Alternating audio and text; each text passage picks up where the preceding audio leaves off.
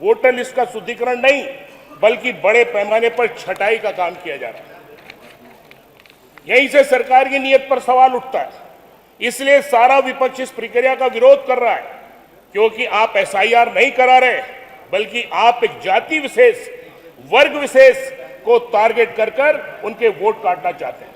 मान्यवर, ये वोट नहीं काटना चाहते बल्कि इसके माध्यम से आप एसआईआर न करा करके आप नागरिकता तय करना चाहते हैं, जबकि किसी भी नागरिकता को तय करने के लिए संविधान में प्रावधान है कि या तो भारत में जन्मा हो या उसके माता पिता भारतीय हो या कोई 14 वर्ष से कम 11 वर्ष भारत में रहता हो और अच्छा प्रतिष्ठित और संविधान के प्रति निष्ठा रखता हो, उसको नागरिकता मिल जाती है।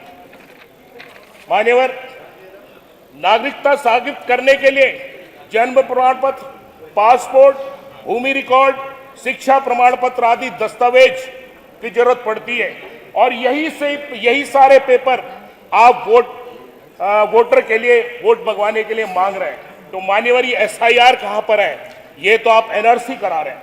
मान्यवर, बड़े दुख के साथ कहना चाहता हूं कि आखिर इस देश में रहने वाले एक वर्ग विशेष यानी मुस्लिम को कब तक आप शक की नजर से देखेंगे?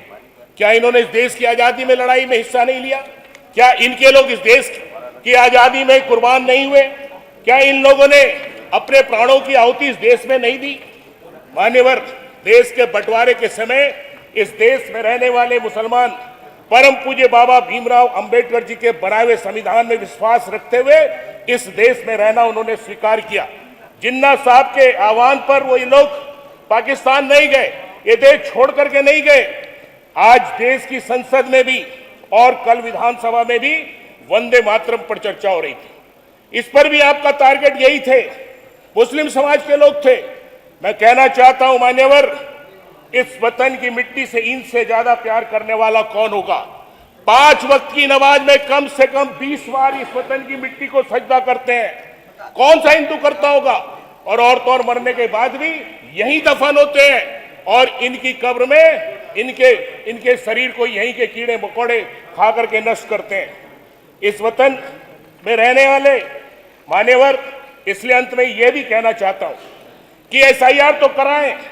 सरकार एसआईआर कराने के लिए चुनाव आयोग से कम 7 माह का समय बढ़ाने की मांग करे। जो बीएलए इस कार्य को कर रहे थे और इस दुनिया से चले गए, उनके परिवार को कम से कम 1 करोड़ का मुआवजा दे, एक सरकारी नौकरी दे और अनावश्यक वोट काटने का दबाव इन पर ना बनाया जाए।